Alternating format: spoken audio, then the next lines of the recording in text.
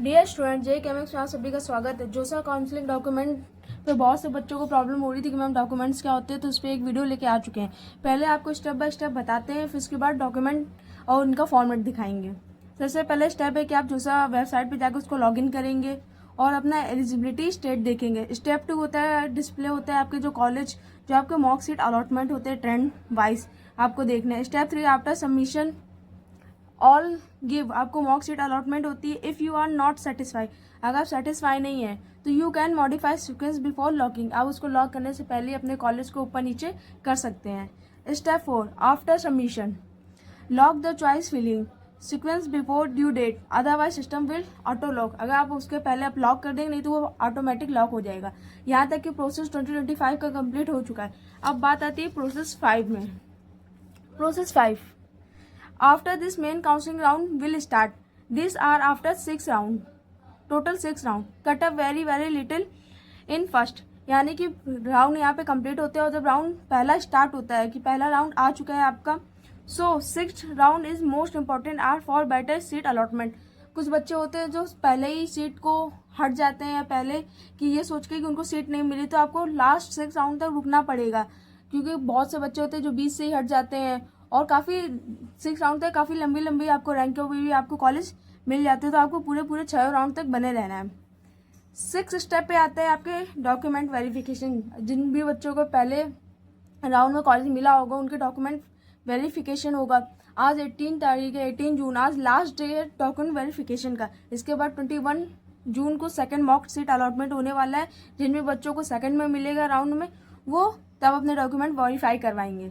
तो verified documents के लिए क्लास 10 मार्कशीट हो, क्लास 12 मार्कशीट हो, स्टेट एलिजिबिलिटी हो, मेडिकल सर्टिफिकेट हो, कैटेगरी सर्टिफिकेट हो, पासबुक या फिर क्रॉस चेक हो।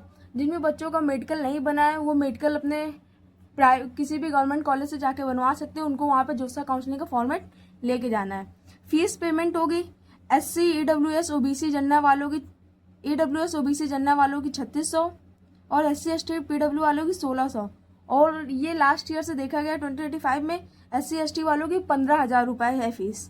तो इसको आप वहाँ पे जाके चेक कर लीजिए। अपलोड रिक्वायरमेंट डॉक्यूमेंट, जो डॉक्यूमेंट उनको रिक्वायर करने के लिए PDF 50 KB से 100 KB होनी चाहिए। यहाँ तक आपके डॉक्यूमेंट कंप्लीट होते हैं। इसके बाद आपको पता करते हैं कि कौन कौन से डॉक्यूमेंट और कैसे कैसे लगेंगे। तो सबसे पहले आते हैं आधार कार्ड। आपको आपका आधार कार्ड लगेगा। आधार कार्ड के बाद फिर आता है आपका क्लास 10th और 12th मार्कशीट, इन दोनों की PDF भी आपकी लगेगी।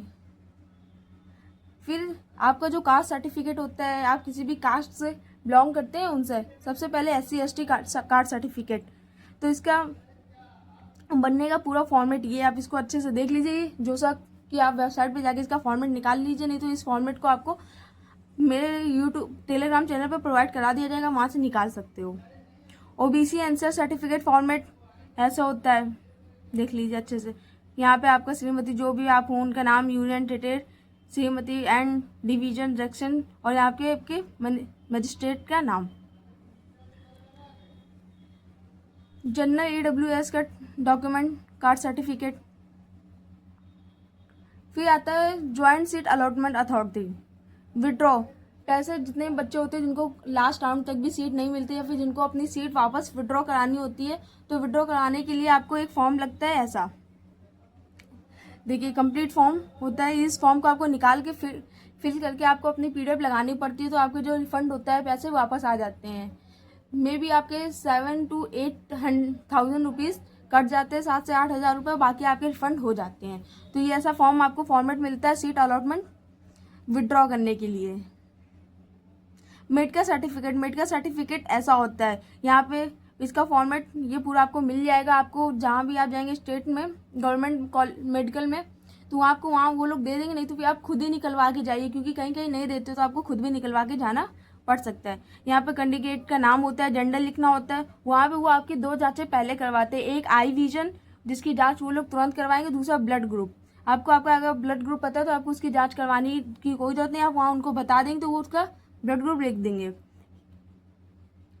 अब आता है यहाँ पे मेडिकल सर्टिफिकेट, वो name address and medical authority issue certificate.